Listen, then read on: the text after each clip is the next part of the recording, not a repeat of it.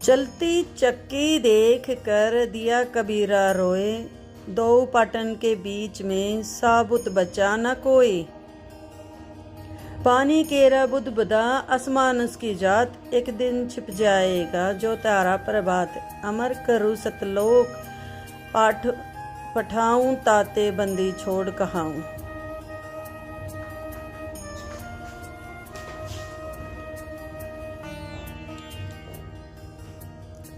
गरीब साहिब से सतगुरु भये, सतगुरु से भये संत। धर धर बेस विशाल अंग, खेले आदि और अंत।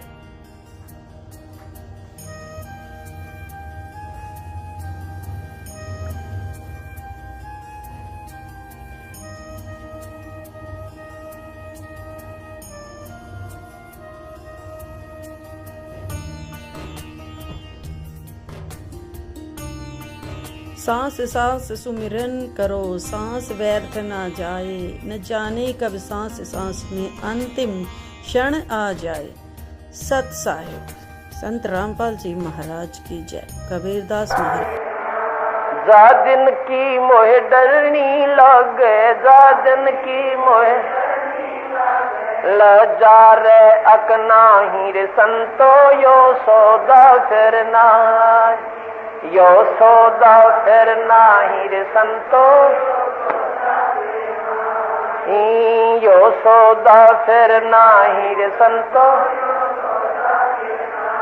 नर नारायण दे पाय के, नर नारायण दे तो फिर 84 जाई रे संतो, यो सौदा फिर, यो सौदा फिर नाही रे संतो। जा सतगुरु की मैं बलिहारी, जा सतगुरु की जो जामन मरण मिटाई रे संतो, यो सौदा फिर नाही, यो सौदा फिर नाही रे संतो।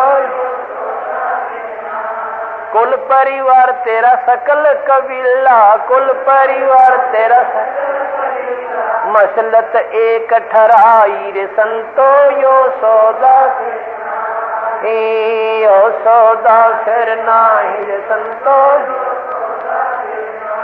बांध पिंजड़ी आगे धर लिया, बांध पिंजड़ी मरघट को ले जाही रे संतो, यो सौदा फिर नाही, यो सौदा।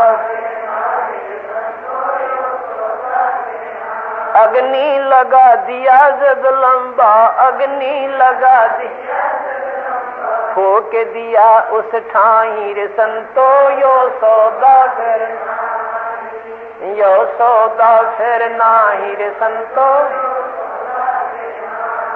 वेद बांध फिर पंडित आए, वेद बांध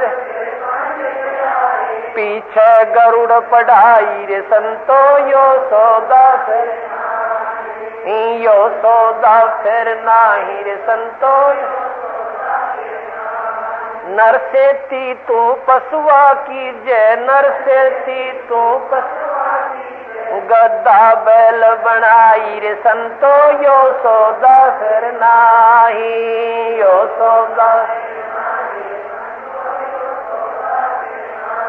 ये 56 भोग कहाँ मन बोरे, 56 भोग कित कोरड़ी चरणे जाई रे संतो, यो सौदा फिर नाही, यो सौदा फिर नाही रे संतो। यो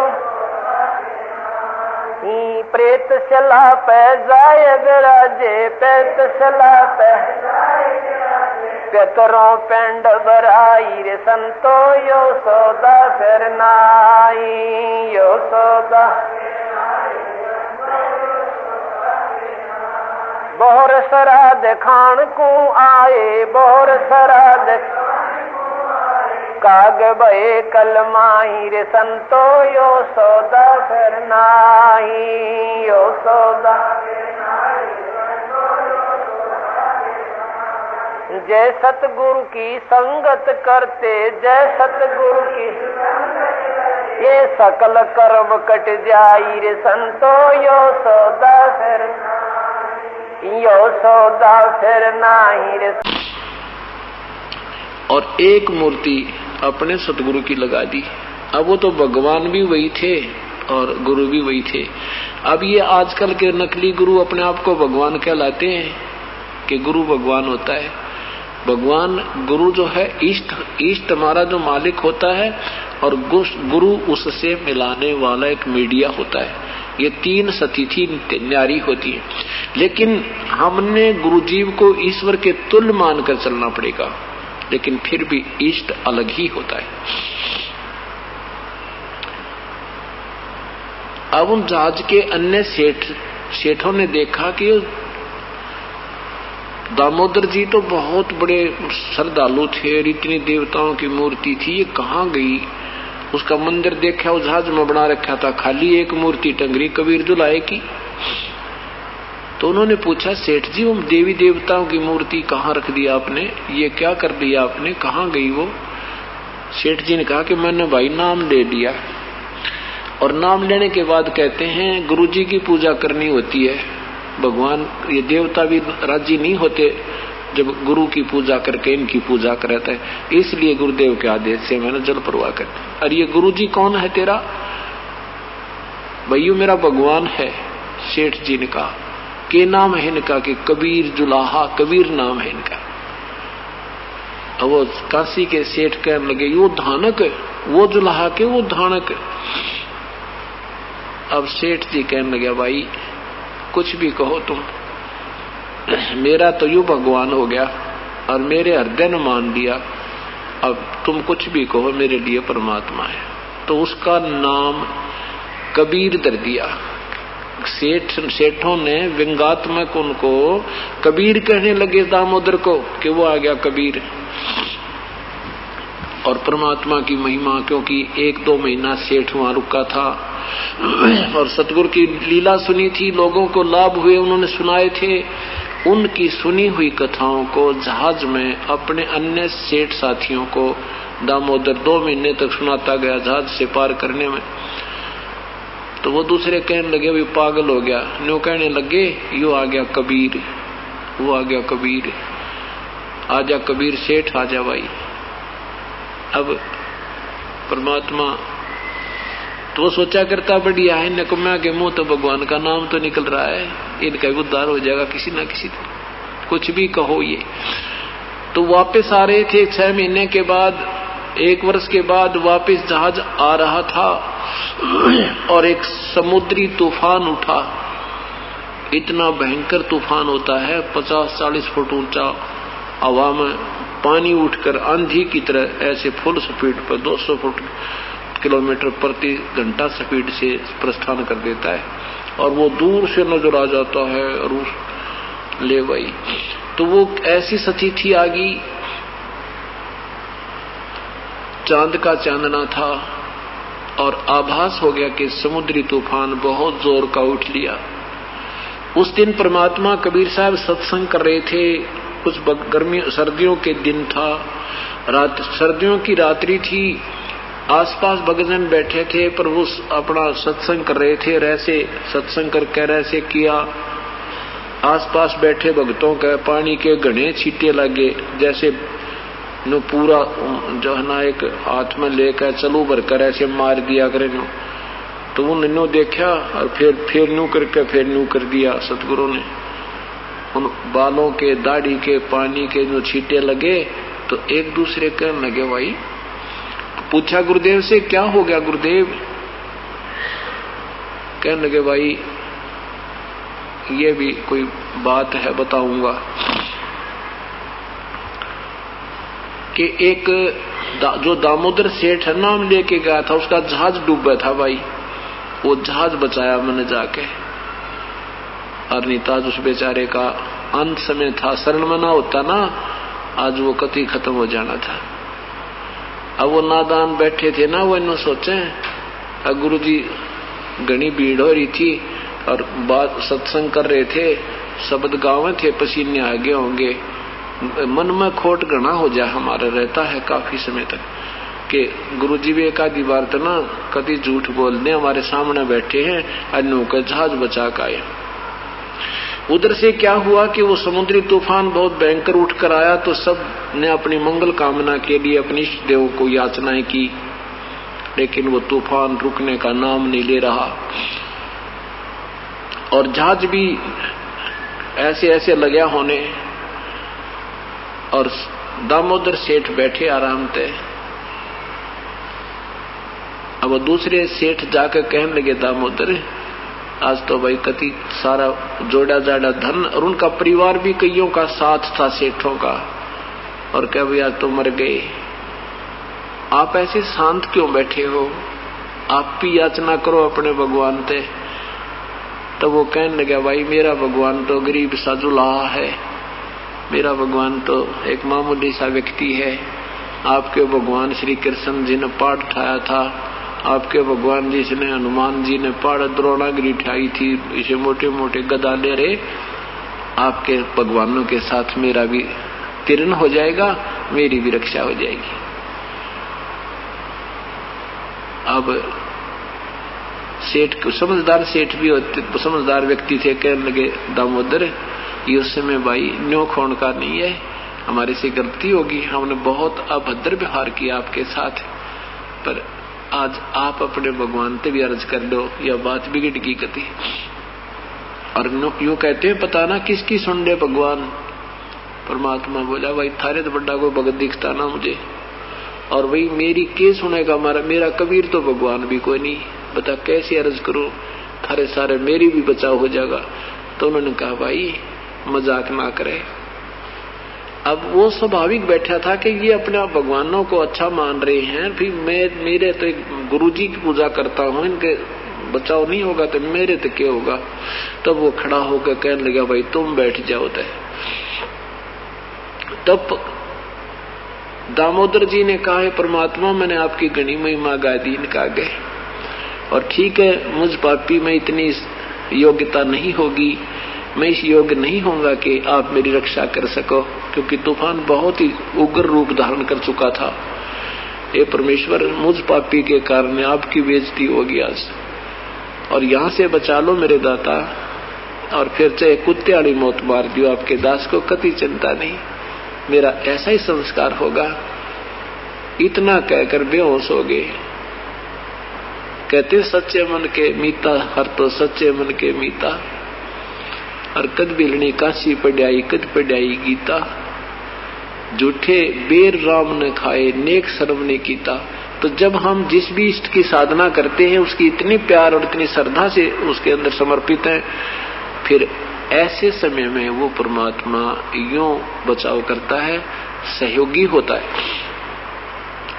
उसी समय वो तो बेहोश हो गए सेठ दामोदर जी तय, और उधर से तूफान ऐसे बैठ गया जैसे नाम निशान नहीं था, बिल्कुल शांत समुद्र हो गया। बोलो सतगुरुदेव की जय। काफी देर के बाद भगत जी होश में आए। जब चेत हुए तो कंधे पर बैठा लिया दामोदर सेठ को, उन सेठों ने उठा लिया ऊपर ने, भाई जय हो, बोलो दामोदर सेठ की जय। वो बोला मेरे भगवान की जय बोलो, बोलो कबीर परमेश्वर की जय। और सबने ये कहा, भाई दामोदर अब जाते ही हम कबीर परमात्मा के चरणों में समर्पण करेंगे। हमने सबने ये कसम खाई है कि आजीवन बच गया तो हम दामोदर वाले सेठ के गुरुदेव से नाम लेंगे, आजीवन चरणों में रहेंगे। हमने भाई जाते नाम लेना। आज से चलते चलते हफ्ते 10 दिन में पहुंचे। उस दिन भी परमात्मा सत्संग कर रहे थे, और वही भगत जन गिने चुने वहां पर विराजमान थे। इतने में बाहर से आवाज लगाते हुए आए, जय हो बंदी छोड़ की, जय हो बंदी छोड़ की, जय हो बंदी छोड़ की। सारे सेठ सीधे बंदी छोड़। वो पहले तो वहां पूछा, वहां से घर से पता लगा कि वो तो सतगुरु तो सत्संग कर रहे हैं, सेठानी दामोदर की पत्नी भी वहीं गई हुई है। तो सारे सीधे के वहीं पहुंचे जहां पर सत्संग हो रहा था। तो कबीर परमात्मा ने कहा, भी देखना बाहर क्या आवाज आ रही है, क्या शोर हो रहा है। 2-4 भक्त बाहर गए, उन्होंने देखा कि सेठ दामोदर के साथ कई लालाजी आए हैं। कहा, सतगुरु आपका सेवक दामोदर सेठ के साथ कई सेठ आए हैं, आपकी जय जयकार कर रहे हैं, आपसे कोई मिलना चाहते हैं और कोई खास घटना घट गई उनके साथ में, वो बताना चाहते हैं। परमात्मा ने कहा बुला लो भाई, अब चरणों में दंडवत प्रणाम करो, एक टांग का खड़े होकर आंखों में पानी भरकर रोवे। और वो दूसरे सेठ कहते हैं, भगवान हमने आपके बारे में आपके दास को बहुत दुखी किया, हम पापियों का उद्धार करो। और फिर कहते हैं भगवान आज आपकी दया से आपने अपने हमारा जीवन की रक्षा हुई, हमारे बच्चों की रक्षा, हमारा धन बच गया, हमारा जहाज बच गया। ये परमात्मा ने कोई आसार नहीं थे हमारे जहाज बचने की। आपने अपने बच्चे की बड़ी पुकार सुनी, आपको याद करके ये बेहोश हो गया दामोदर। ये भगवान आपने तुरंत जहाज रोक दिया, जहाज बचा दिया, समुद्र का तूफान रोक दिया मालिक, हम आपके चरणों में आए हैं। तब परमात्मा ने उन सबको उपदेश दिया। और वो आसपास बैठे वो मूर्ख भक्तजन कह सोच रहे थे कि गुरुजी के पसीने आगे इसलिए कह रहे और वो झूठ बोल रहे हैं, मन मन में संकल्प कर रहे थे कि झूठ बोल रहे हैं। बताओ हमारे पास बैठे के दामोदर का जहाज बचा दिया भाई, और डूब गया होता, शरण मना होता तो उसका संस्कार कति डूबने का था। तो उनका पसीने आ गए तो वो भी चरणों में पड़ गए, रोने लगे, कहने लगे प्रभु हमारे मन में भी नीचता थी, मेरा हमने ऐसे सोचा था उस दिन आपने ये छींटे लागे ना हमारे आपके बालों के पानी के। ये परमात्मा आप अंतर्यामी हो, हमारे मंदिर का खोट आप बिना कौन निकाले मालिक, हम नीच गणे हैं। हमने ये सुनी नहीं थी सतगुरु आज तक ऐसी भगवान किया करता है, सुनी थी पर आख्या ना देखी थी, आज आंखों देख ली, मेरे मालिक क्षमा करो। परमात्मा ने कहा कोई बात ना बेटा, जो गणा बिगड़ा हुआ काम से यू मन में सेट होगा। कहते हैं धर्मदास यहाँ गणा अंधेरा, बिन परिचय दिलजम का चेहरा। कबीर साहब कहते हैं कि वो संत नहीं जो चमत्कार करता है, दुनिया को बेवकूफ बनाता है अपनी लीला दिखा कर, और वो संत भी नहीं जिससे चमत्कार ना हो। ये दोनों बात कैसे कि एक दो सिद्धि प्राप्त करके या छोटी मोटी अपनी जंतर मंत्र करके दुनिया को आकर्षित करने के लिए विशेष क्रिया करते हैं, वो पाखंडी लोग होते हैं। और संत करते नहीं, उनसे आप होया करें, उनसे आप ही होते हैं। और जिस संत से ये चमत्कार नहीं होते वो संत भी नहीं होता। इस प्रकार उन पूर्व सारे के सारे भक्तों ने उपदेश लिया और जिनके मन में वो शंका थी वह भी मालिक ने दूर की। हम गिर गणे गए, हमारा सतर भक्ति में गढ़ा गिर गया और हम इतने कर्महीन हो गए, ज्ञानहीन हो गए कि सत्य ज्ञान को और सत्य शक्ति को शीघ्र से ये मन स्वीकार करने नहीं देता। और ये सब विकार निकालने के लिए सत्संग किए जाते हैं, आपको यहाँ बुलाया जाता है, ये रह कर ये आपको एक पढ़ाई जाती है ताकि मन पापी आपने बीच में डामाडोल ना कर दे, आपका बेड़ा पार हो जाए। और एक दिन इसी प्रकार आपका बेड़ा पार भी होगा, क्योंकि करत अभ्यास से और जड़मती होत सुजान, रसरी आवत जात ते सिल पे पड़े निशान। पत्थर भी निशान हो जाता है। ऐसे बार बार की सत्संग सुनेंगे, अपने भगवान की महिमा सुनेंगे, ये मन सरेंडर कर देगा। एक दिन अर्न्यू कहेगा भगवान कबीर साहब ही है। अब तो ये काल का दूत है, उन्हीं महिमाओं को गाता फिरता है, उन्हीं पर ज्यादा विश्वास करता था। अब ये आत्मा प्रबल हो जाएगी, इसको धिक्कारने लग जाएगी और अपने भगवान पर पूर्ण विश्वास होगा। और विश्वास होने के बाद ही फिर आपको वो सार नाम स्वीकार होगा। बोलो सतगुरुदेव की। परम पिता परमात्मा पूर्ण ब्रह्म कबीर परमेश्वर, हम काल जाल में फंसी हुई आत्माओं को पुनः अपने निज घर की याद दिलाने के लिए स्वयं आते हैं।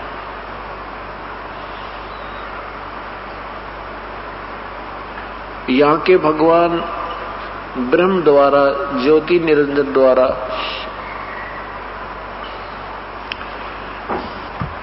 अपने अधूरे ज्ञान के द्वारा एक भ्रम जाल इतना फैला दिया गया है कि हम परमात्मा की शकल और सूरत से भी अपरिचित हो गए, हम परमात्मा की परिभाषा से भी अपरिचित हो चुके हैं। परमात्मा को निराकार निराकार निराकार की रट लगा के परमात्मा से रुचि समाप्त कर दी। ऋषियों ने समाधियां लगाई, हजारों वर्षों तक प्रयत्न किए, परंतु परमेश्वर नहीं मिला, क्योंकि उनको परमात्मा प्राप्ति वाली साधना नहीं मिली। कारण है कि पवित्र गीता जी अध्याय नंबर 4 के मंत्र नंबर 34 में लिखा है कि उस परमेश्वर के परमात्म तत्व को, उस परमात्मा पूर्ण ब्रह्म के वास्तविक ज्ञान को, यानी तत्व ज्ञान को, गीता बोलने वाला प्रभु कह रहा है कि मैं नहीं जानता। उसको किसी तत्वदर्शी संत से पूछो, फिर वो संत जन जैसे तुम्हें बताएं उस तरह साधना कीजिए। अपने विषय में अध्याय नंबर 8 के मंत्र नंबर 5 और 7 में कहा कि मुझे याद कर, मेरा ही सिमरण कर, युद्ध भी कर, तू मुझे ही प्राप्त होगा, कोई शंका नहीं।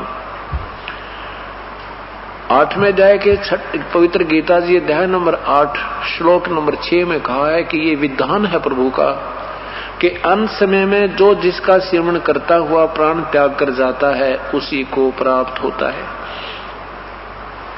यही परमेश्वर बताते हैं कि जहां आशा तां बासा होई, मन कर्म वचन सुमरियो सोई।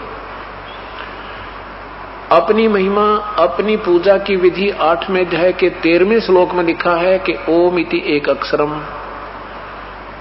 ओम इति एक अक्षरम ब्रह्म व्यवहारन माम अनुसमरन यह प्रियाति तजन देहम सयाति परमाम गतिम। अपनी साधना को गीता बोलने वाला प्रभु ब्रह्म कह रहा है कि मेरा तो केवल एक ओम नाम, एक ओम शब्द है, अक्षर है, और कोई मंत्र मेरे साधना का नहीं है। और उसको जो अंतिम श्वास तक, शरीर छोड़ने तक सिमरण करता रहेगा और शरीर छोड़कर जाता है, उसी के सिमरण में जाता है, तो मुझे प्राप्त होगा, मेरे वाली परम गति को प्राप्त होगा। और अपनी परम गति को गीता बोलने वाला प्रभु 7वें अध्याय के 18वें श्लोक में, 7वें अध्याय के 18वें श्लोक में कहता है कि ये ज्ञानी आत्मा जो हैं, जिनको प्रभु की विशेष तरफ लगी है, ये हैं तो उद्धार, अपना जीवन भी न्यौछावर कर दिया, मरने से भी नहीं डरते परमात्मा के लिए, शरीर जाओ चाहे रहो, लेकिन ये मेरे वाली अनुतमाम गतिम आश्रित है। ये मेरे वाली अनुतमाम गति में, घटिया गति में, मेरे से मिलने वाली वो जो सुविधा है उस घटिया सुविधा में ही आश्रित है। क्योंकि इनको वो परम संत नहीं मिला, इनको वो तत्वदर्शी संत नहीं मिला। गीता जी के अध्याय नंबर 7 के 19 में निर्णय दिया है कि बहु नाम जन्मानाम अंते ज्ञानवान माम प्रपद्यते। बहु नाम जन्मानाम अंते ज्ञानवान माम प्रपद्यते। मेरी पूजा भी, ब्रह्म तक की साधना भी, बहुत कौन ना जाने कितने जन्म के अंत के जन्म में कोई ज्ञानी आत्मा ब्रह्म तक की साधना करता है, नहीं तो नीचे के देवी देवता माता मसाणी पितृ पूजाओं में ही अपना जीवन व्यर्थ कर जाता है। ब्रह्मा विष्णु महेश तक तीनों गुणों की पूजाओं तक लगा रहता है। और वासुदेव सर्वमिति सर्वात्मा सो दुर्लभ है, ये बताने वाला कि वो वासुदेव का अर्थ होता सर्वव्यापक, सर्वशक्तिमान, सबका पालन करता, वो पूर्ण ब्रह्म तो कोई और है, और वही पूजा के योग्य है, वही सर्वशक्तिमान है, वही कर्म विनाशक है, वही तीनों लोकों में प्रवेश करके सबका धारण पोषण करता है। ये ज्ञान देने वाला संत तो बड़ी मुश्किल से मिलेगा। और फिर कहा वो मिल जाए तो फिर उसके बाद उस परम पद परमेश्वर की खोज करनी चाहिए, जिसमें गए हुए साधक फिर लौटकर संसार में नहीं आते, अर्थात उनका फिर किसी रूप में वापस आना नहीं होता। गीता जी के अध्याय नंबर 15 के मंत्र 4 में लिखा है। इस तरह व्याख्या करके बताया है कि 8वें अध्याय के 7वें श्लोक में लिखा है कि तू युद्ध भी कर और मेरा सिमरण भी कर, तू मुझे ही प्राप्त होगा, नो डाउट। 8वें अध्याय के 8, 9, 10 3 मंत्रों में, श्लोकों में लगातार कहा है कि जो साधक उस परमेश्वर की साधना करता है फिर उसी को प्राप्त होता है। एक समय की बात है,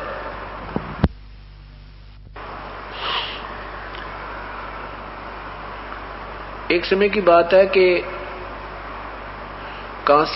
काशी के नरेश, बनारस के राजा श्री वीरदेव सिंह बघेल अपने घर में, अपने मकान के साथ में बाग में एक सत्संग का आयोजन करवा रहे थे। उसमें संतजन आए हुए थे। उस समय के बहुत से महापुरुष राजा को प्रसन्न करने के लिए अपने अपने तरीके से पूजाएं भी कर रहे थे, अपने अपने ज्ञान का वहां प्रचार कर रहे थे। राजा के आदेश से श्रोतागण भी बहु संख्या में वहां श्रवण करने के लिए आए हुए थे। उसी समय परमेश्वर पूर्ण ब्रह्म कबीर साहब भी वहां उस सत्संग में उपस्थित हुए।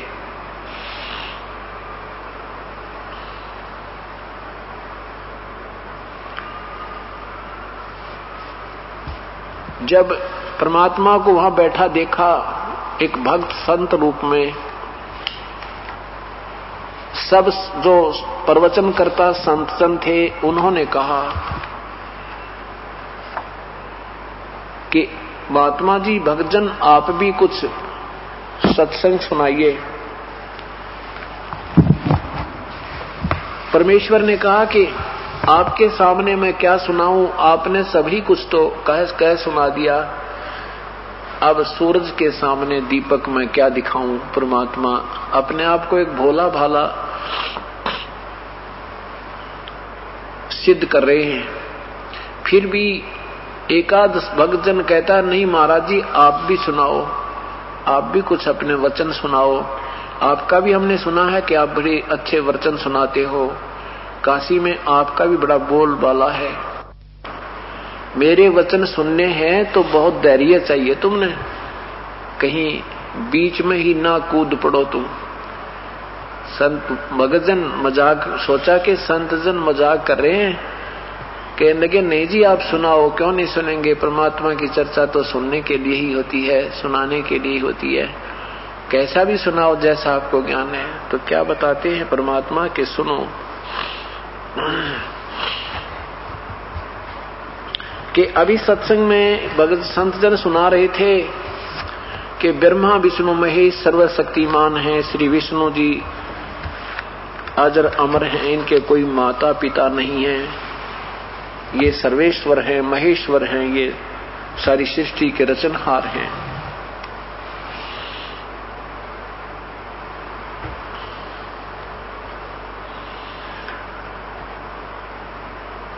परंतु ब्रह्मा विष्णु महेश केवल तीन लोक में एक एक विभाग के प्रभु हैं। ये सर्वशक्तिमान नहीं है, इनकी जन्म मृत्यु होती है, इनके माता पिता भी हैं। ब्रह्मा विष्णु महेश के माता, ब्रह्मा विष्णु महेश की माता जी शेरा वाली अष्टंगी अध्या माया या दुर्गा है, और इनके पिता ज्योति निरंजन ब्रह्म, जो गीता जी में अध्याय नंबर 11 के मंत्र नंबर 32 में कहते हैं कि मैं काल हूं अर्जुन, सबको खाने के लिए अभी प्रकट हुआ हूं, वो इनका पिता है। ज्योति निरंजन को, ब्रह्मा विष्णु महेश के पिताजी को 1 लाख मानव शरीरधारी प्राणी नित आहार करने का, खाने का साप लगा हुआ है, जिस कारण से ये तीनों पुत्रों के द्वारा जन्म, जो सृष्टि यानी सब जीवों की उत्पत्ति, सतिथि और संहार करवाता है।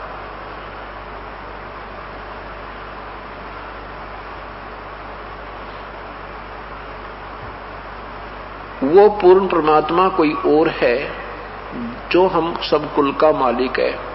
ब्रह्मा विष्णु महेश जी केवल एक ब्रह्मांड में, एक 3 लोकों में एक एक विभाग के मंत्री हैं।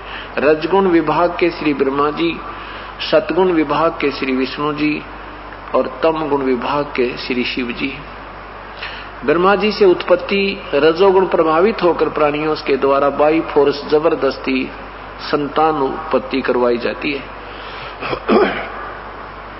और विष्णु जी के द्वारा एक दूसरे में मोह ममता, सतोगुण के कारण हम एक दूसरे के अंदर इतनी मोह, बहन भाई का आपस में प्रेम, ममता, माता पिता की ममता, संपत्ति, संतान में प्यार, इतना खिंचाव है कि हम मर जाते हैं, पर इनसे आत्मा हट नहीं सकती। ये जीव के बस की बात नहीं है, क्योंकि इन्होंने हमें इंजेक्शन लगा रखा है।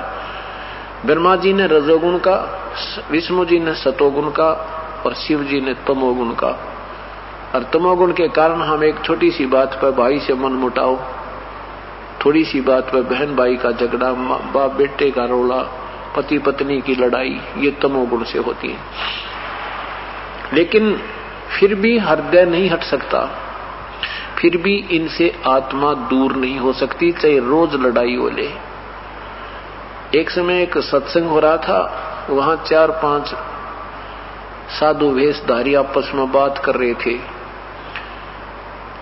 एक कहता है कि ये देखो, ये संत भी बना है और घर जाता है, पूजा घर वालों को देकर आता है। दूसरा कहता है तू भी तो जाता है।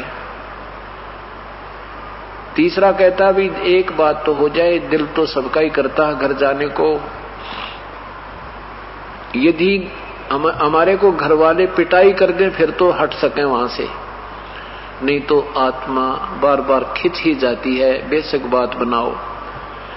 चौथा कहता है अरे मेरे साथ वो भी बात बन रही, मेरी पिटाई भी हो रही, फिर भी आत्मा परिवार से नहीं हट रही और घर भी छोड़ रखा है और कपड़े भी लाल पहन रखे।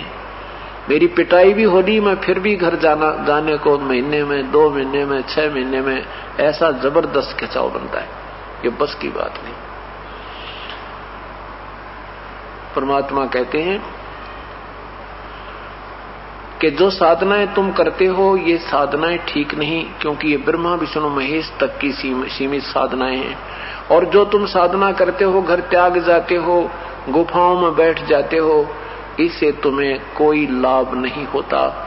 केवल कुछ सिद्धियां आ जाती हैं, लेकिन ये काम, क्रोध, विषय विकार तुम्हारे फिर भी समाप्त नहीं होते। जैसे चंदन सर्प लिपटाई, शीतल तन भय विष ना जाई। जैसे चंदन के पेड़ के सर्प लिपट जाते हैं, वो उनका शरीर तो शीतलता महसूस कर रहा है, लेकिन उनका जहर समाप्त नहीं हो रहा, जिसके कारण वो बीमारी है, वो उनको, जिसके कारण उनको बेचैनी है, वो विष नहीं जा रहा। उस चंदन के पेड़ से लिपट जाने से सर्प का विष समाप्त नहीं होता। ये काम, क्रोध, मोह, लोभ, अहंकार रूपी विष है।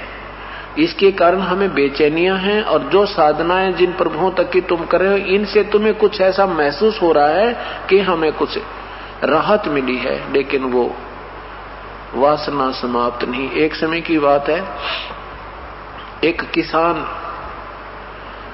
का लड़का बहुत प्रभावित हुआ परमात्मा से। छोटे छोटे बच्चे, एक 1.5 वर्ष का, एक 3 वर्ष का, उन दोनों को त्याग कर और वैराग्य ले लिया। एक संत से मिलन हो गया, उसने ऐसी ज्ञान सुनाया, वैराग्य हो गया, घर त्याग गया। फिर जाके उस संत ने उसको 12 वर्ष तक गुफा में बैठा दिया कि इसकी मोह ममता हट जाएगी, बच्चे याद ना आएंगे। 12 वर्ष तक वो गुफा में ही रखा, वहीं उसको खाना पीना दिया, बाहर संसारिक लोगों से नहीं मिलने दिया, और कहा तू ऐसे तप कर, ऐसे जप कर। 12 वर्ष के बाद संत ने सोचा कि अब ये बिल्कुल निर्मोही हो गया है, और कहा बेटा जा तू नगरी से अब भिक्षा मांग के ला। अब ज्यों ही वो संत जन जो घर त्याग कर गया था, एक घर के द्वार पर खड़ा हुआ और कहा माई भिक्षा देना। एक बहन एक बच्चे को गोदी में ले रखा है, दूसरा बच्चा उसके दामन को पकड़कर आ रहा है, और वो माई एक हाथ में आटा लिए आ रही है, और आकर के कहा ले महाराज जी आटा डलवा, भिक्षा लो। अब वो भिक्षा तो ले ली और देखने लग गया, देख छोटा सा बालक और एक माई के गोदी में है, एक माई के कपड़े को पकड़े हुए आ रहा है। अपने उन बच्चों की याद आ गई जो छोड़ कर आया था। उस 12 वर्ष की साधना के उपरांत उस ममता ने, उस मोह ने अंगड़ाई ली, उस सतोगुण ने प्रभाव दिखाया। उसने सोचा, ओए होए मेरे बालक भी छोटे छोटे थे, हे भगवान, जिस स्त्री का पति ना हो वो कैसे प्रवेश कर सकती है अपने बच्चों की, मेरे बच्चों की क्या दुर्गति हुई होगी। हे भगवान तुम ही जानो। मन में प्रेरणा उठी कि एक बार देख तो आऊं घर जाके उनकी क्या दशा है। फिर एक मन में आती है, छोड़, इतने दिन बीत गए हैं, हो गया सो हो चुका होगा, ऐसा कहकर फिर वापस चल पड़ा। फिर सोचा कि एक बार दूर से देखाऊंगा, कौन पहचानेगा मुझे, और जाके या खेत में देख लूंगा काम कर रहे हैं कि नहीं है, वैसे पूछ लूंगा किसी से कि इनके पिताजी कहाँ गए, इनके बच्चों का क्या हाल रहा। ऐसे सोचकर ऐसे चल पड़ा। 1 किलोमीटर जाके फिर मन में आया तो क्या करेंगे, छोड़, जो हो गया सो हो गया। फिर वापस आ गया। 1 किलोमीटर वापस आ गया। फिर याद आई कि एक बार देखने में क्या दिक्कत है, चल ही पड़ते हैं। यानी 3 बार तेरी अरसल उल्टी सुल्टी करी और फिर पटक उसका उस जोड़ी ने उस आटे न चल पड़ा। उसने सोचा पहले खेत में चलता हूं कि दूर से देख लूंगा बैठ के क्या गतिविधि हो रही है, बच्चों को कोई दुखी तो नहीं कर रहा है। अब जब वो खेतों की तरफ चला तो वो उसका एक भाई खेत में काम कर रहा था और उस बाबा जी की पत्नी भी वहीं खेत में अपना कोई पशुओं का चारा वगैरह लेने आई हुई थी।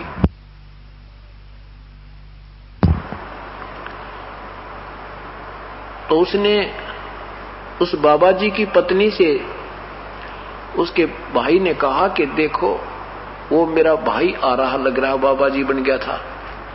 उसकी पत्नी कहने लगी मजाक मत करा करो आप, हर समय मुझे चिढ़ाया मत करो, वो तो गया सो गया, अब नहीं आ सकता। उसके भाई ने, उसके देवर ने कहा कि देख सचमुच देखो आप, वो आ रहा है, मुझे तो वैसा ही लग रहा है, उसकी चाल ज्यों की त्यों है उसकी, और नहीं इधर हमारे खेतों की तरफ आने का तुक क्या उसका। उसकी पत्नी कहने लगी लगता तो ऐसा ही है, पर अब कहाँ आएगा, 12 वर्ष में तो भूल भाल गया उन्हें। तो उसके देवर ने अर्थात उस बाबा जी के भाई ने कहा कि वो वही है, दूसरा नहीं है, मेरा भाई है, एक काम कर, इसको जान नहीं देंगे, मैं एक बात कहूंगा तू ऐसे थोड़े नाटक कर दे। वह बोली बता के करूं कि मैं तुम्हारे खेत में ये शीशम है ना, इस वृक्ष को मैं काटूंगा, ऐसे बहाना सा करूंगा और तू शोर मचा दिए कि मेरा पति होता ना तो तू के काट लेता, हमारी गिर जबरदस्ती कर रखी है। उन्होंने जैसे स्कीम बनाई थी इसी तरह वो नाटक शुरू कर दिया। तो उधर से उस बाबा जी ने देखा कि भाई ये क्या हो रहा है, कुछ जोर जोर से बोल रहे हैं, एक औरत रो रही है, एक जवार खड़ी थी उसके अंदर बैठ कर न सुनने लग गया ध्यान तक क्या गतिविधि हो रही है। तो वो उसकी पत्नी कह रही है कि तू हमारे खेत की शीशम को काट रहा है, मेरा पति आज होता तो तू कैसे काट लेता। वो कहता है कि मैंने उस पटवारी से पैमाइश करवाई थी, ये 2 फुट यहां तक डोरी आती है, कर इस खेत ने भी यहां तक लूंगा थरे ने, और शीशम की बात छोड़ तू। तो वह कहती है कि देख मेरा धनी होता ना तो तू हमारी जमीन ने भी अड़पना चाहे और हमारी शीशम भी काटे, मारा आगे पाछे कोई ना, इसलिए तो हमें रोज दुखी करे, न्यो कर रोन लागी बैठ के एक तरफ न जाके। तो वो बाबा जी खड़ा हुआ कहने लगा भाई अकेली नहीं है, मैं भी हूं, आ लिया हूं मैं। तो वो कहने लगा भाई कौन का भाई, कहने लगा कौन है तू हमारे बीच में बोला, मूर्ख, चल अपना काम करे। वो कहने लगा मैं बताऊं कौन हूं, कहा कि इस खेत वाला हूं मैं। ने बोला खेत वाला तुम्हारा भाई, 12 साल हो गए भाई गए ने, क्यों बकावा हमने। और हमारा भाई ऐसा नहीं था, ये बेवकूफा के सब बना के रखे, दाढ़ी बढ़ा रखी पागला की तरह। मैं के पहचानता कोई ना। न बोला अच्छा। वहां कोई नाई आया हुआ था किसी किसान के बाल काटने खातिर। वहां पहुंचा बाबा जी ने बोला भाई मेरे बाल काट पे ना सारे। कौन है तुम? बोला मैं फलाना हूँ। वो अच्छा नो कैसे आना हो गया? बोला तो एक बार जल्दी करे, बात बिगड़ गई। तो उसने नाई ने ऊपर के बाल भी सिर के भी काट दिए, दाढ़ी भी काट दी और उसाई बना दिया जैसा था। अब गया जाके ने बोला देख कौन हूँ पहचानी मैंने। तब उसने भाई ने उसकी ऐसे सीने से लगा दिया, रे मेरा भाई बहुत दिन में आया रे हमने तो रो मर गए तेरे बिना। भाई कोई बात ना, मेरे पे गलती होगी कि मेरा पटवारी ने गलत ना दी हो भाई, तड़का फिर न पा लेंगे और होगी गलती से होगी। और आजा बैठ जा, थोड़ा सा काम कर, मैं खेत में घर तर रोटी लाऊं तेरी खातिर। एक हल्की हल्का लगा दिया, शाम ने घर ले गए बड़ो बड़ा के उड़े जैसा था उसे बना दिया। अब परमात्मा कहते हैं मन के मारे बन गए भाई बन तज बस्ती मां, कह कबीर में के करो यो मन तो माने ना। अब मन गीता जी में लिखा कि अर्जुन कहता है भगवान इस मन का आप कहते रहे हो एकांत स्थान पर बैठ कर आसन नो ला कर ऐसे कर ले, पर यो मन डांटना, मन मुझे तो मन का रोकना बड़ी मुश्किल लगती है। भगवान भी कहता है कि अर्जुन ये तो बात आपकी सही है कि मन को रोकना तो वायु को रोकना तुल्य है, रोकने तुल्य है। तो इसी प्रकार परमात्मा कहते हैं कि तुम कौन राम का जपते जापम तात कटे ना तीनू तापम। तुम जिन भगवानों की भक्ति करते हो उनसे तुम्हारे ये तीन ताप भी नहीं समाप्त हो सकते। ये साधनाएं तुम्हारी अधूरी हैं, इनसे तुम्हें कोई लाभ नहीं हो सकता।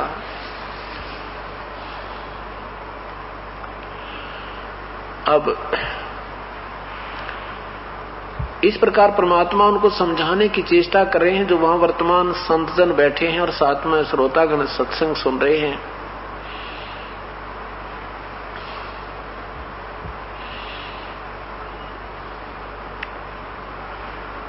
तो क्या बताते हैं, अपनी साधना पूछते हैं कि आप क्या करते हो, आप कौन हो, ये कैसी उठपटांग बातें कर रहे हो, ब्रह्मा विष्णु महेश से भी ऊपर कोई तुम शक्ति बता रहे हो। तो परमात्मा क्या सुनाते हैं,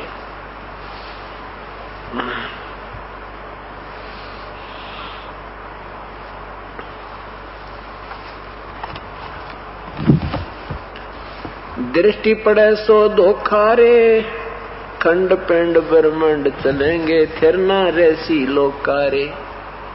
क्या बताते हैं, दृष्टि पड़े सो धोखा रे, यानी जो भी ये दिखाई देते हैं, ये कहते हैं ये धर अंबर कैलाश,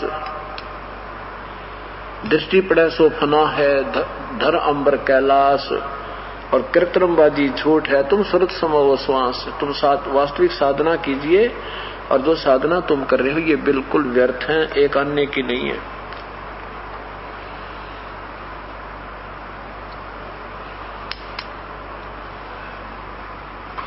दृष्टि पड़े सो धोखा रे, खंड पिंड ब्रह्मांड चलेंगे थिर न रेसी लोकारे। रजगुण ब्रह्मा सतम गुण शंकर सतगुण विष्णु कहावे रे, चौथे पद का भेद न्यारा कोई बिरला साधु पावे रे। दृष्टि पड़े सो धोखा रे, जो भी तुम्हें दिखाई दे रहे हैं ये ब्रह्मांड सूरज चांद सितारे ये सब धोखा है, ये काल का मिथ्या जाल है, ये सब विनाश हो जाएंगे, ये कोई भी नहीं रहेगा। रजगुण ब्रह्मा तम गुण शंकर सतगुण विष्णु कहावे रे, चौथे पद का भेद न्यारा कोई बिरला साधु पावे रे। रग यजुर श्याम, रग यजुर है श्याम अथर्वण चारों वेद चित भंगी रे, सुख सम वेद साहेब सर्वंगी सोहंसा सतसंगी रे। इन चार वेदों से रग यजुर, ऋग्वेद यजुर्वेद अथर्ववेद और सामवेद, इनसे न्यारा एक स्वसम वेद है सूक्ष्म वेद है, उसको कोई बिरला ही संत जानता है। अलंकार अनुरागी दृष्ट मुष्ट नहीं आवे रे, रूप न रेख बेग विवेक न बाणी, चारों वेद क्या गावे रे। आवे जावे सुहंसा कहिए, परमहंस नहीं आया रे, पांच तत्व तीनों गुण तूरा, या तो कहिए माया हरे। सुन मंडल सुख सागर दरिया, परमहंस परवाना रे, सतगुरु मैली भेद लखाया, है सतलोक निदाना रे। अगम द्वीप अमरापुर कहिए, हिल मिल हंसा खेल रे, दास गरीब देश है दुर्लभ, वो सच्चा सतगुरु बिल रे। दास गरीब वो देश है दुर्लभ, वहां जाना बहुत मुश्किल है, कोई पूर्ण संत सच्चा सतगुरु ही पार कर सकता है, और किसी के बस की बात नहीं है।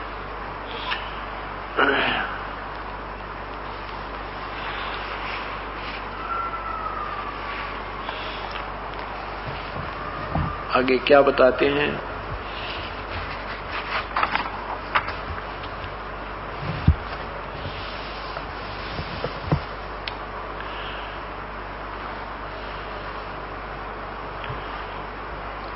परमात्मा पूर्ण ब्रह्म सतपुरुष अपनी महिमा बताते हुए कहते हैं,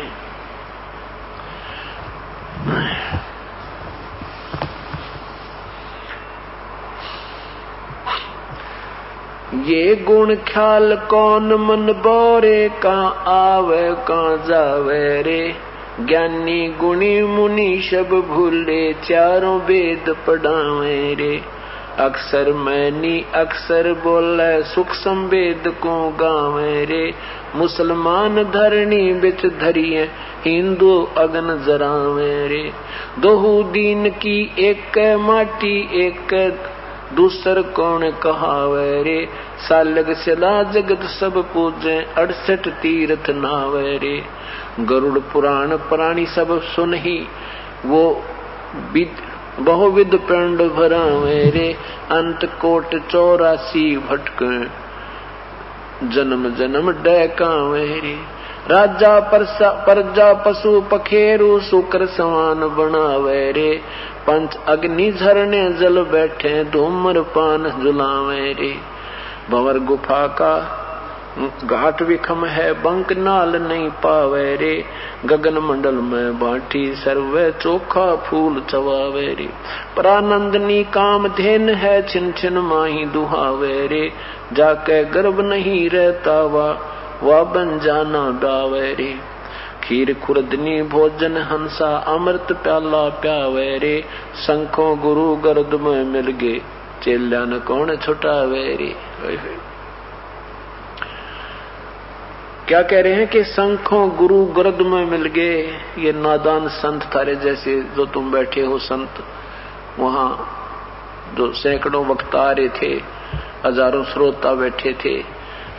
परमात्मा कह रहे हैं कबीर साहब, संख थारे तुम्हारे जैसे शंखों गुरु गर्द में मिल गए, इन चेलों को कौन छुटावे रे। जा मुर्शिद की मैं कुर्बानी, आत्म तत्व दर्शावे रे। परमात्म तत्व दर्शावे रे। अवगत मूर्त अवचल सूरत, सतगुर अलख लखावे रे। दिल दर्पण दूरबीन कहाँ है, बिन चश्मों दर्शावे रे। रचना बिना राम रंग बोरे, सरबन बिना सुनावे रे। नाभ कमल में दमन दरबानी, द्वादश मद समावे रे। 184 बहोर न भर में, भरम त्रास मिटावे रे। ओहंग सोहंग मद महल है, रंकार धुन लावे रे। इला पिंगला मद द्वार है, सुषमन सुरत लगावे रे। तिल परवान ब्रह्मरंद्र है, मन हस्ती नहीं समावे रे। तहाँ पपील पंथ नहीं बोरे, मीनी खोज गोहरावे रे। मान सरोवर हंस रहते हैं, वो मोती बिन चुगावे रे। सुरत नृत की डोरी गहो, सुन में गुड़ी उड़ावे रे। दास गरीब शब्द चिंता मनी, गगन मंडल को ध्यावे रे। अब परमात्मा अपनी महिमा बताते हुए बताते हैं कि उस परमात्मा के पाने के लिए पूर्ण संत की आवश्यकता पड़ती है, और जब तक वो पूर्ण संत आपको नहीं मिलेगा, आप जैसे ना जाने कितने संत अपनी अपनी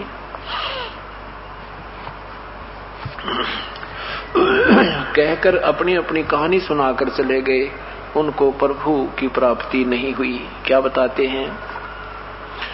तत् कहन को राम है दूजा नहीं देवा। तत् यानी वैसे तो वास्तविकता ये है कि केवल एक ही परमात्मा है, दूसरा कोई भगवान है ही नहीं। यदि हम सही मानों में परमात्मा समझें तो केवल एक ही प्रभु है, दूसरा कोई है ही नहीं। जैसे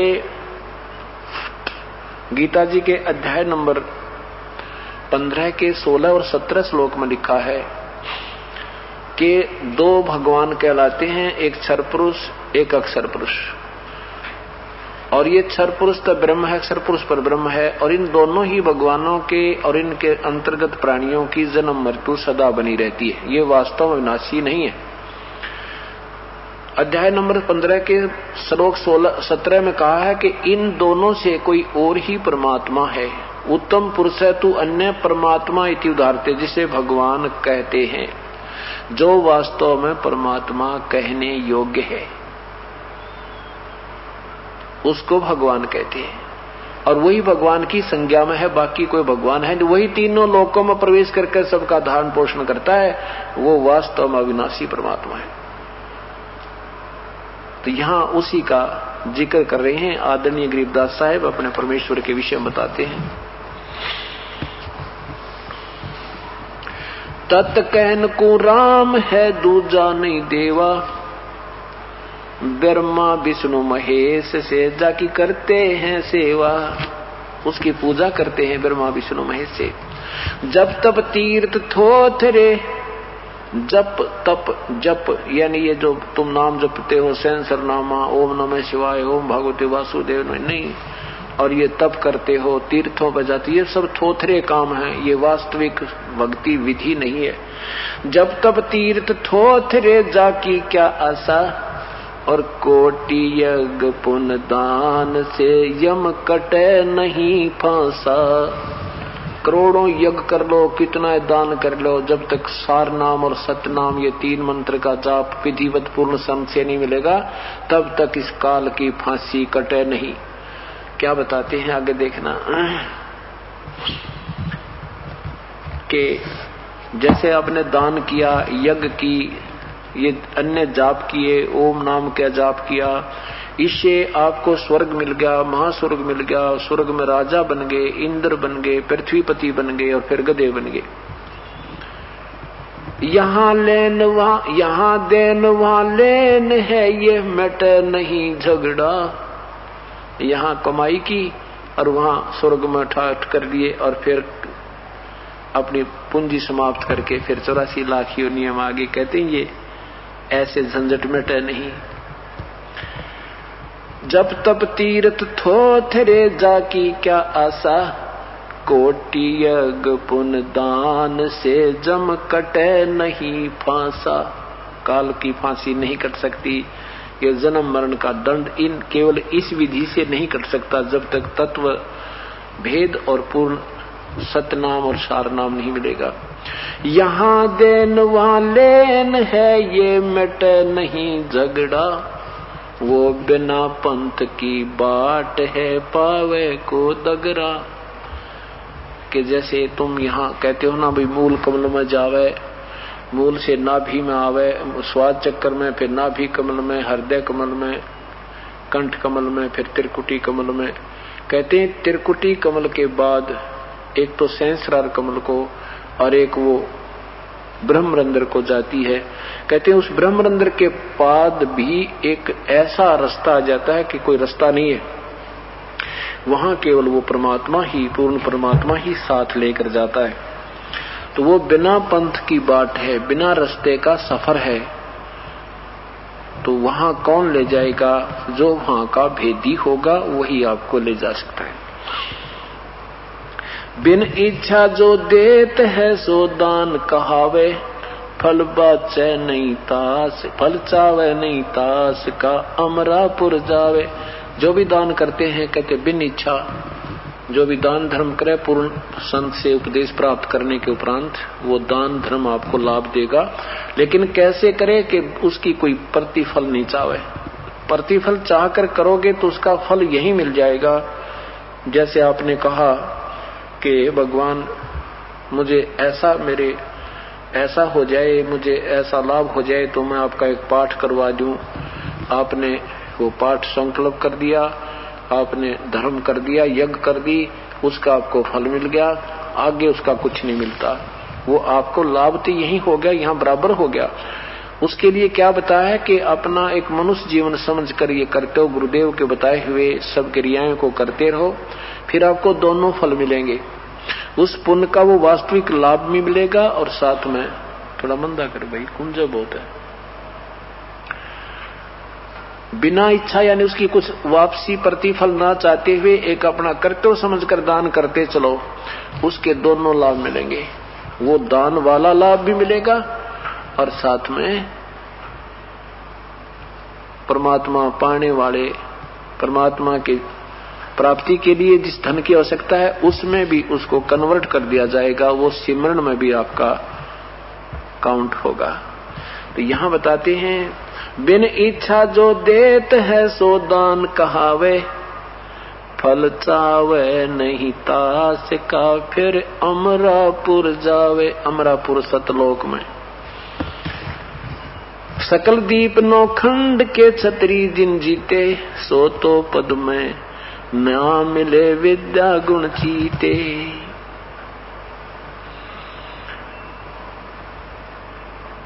कोटि उनंचा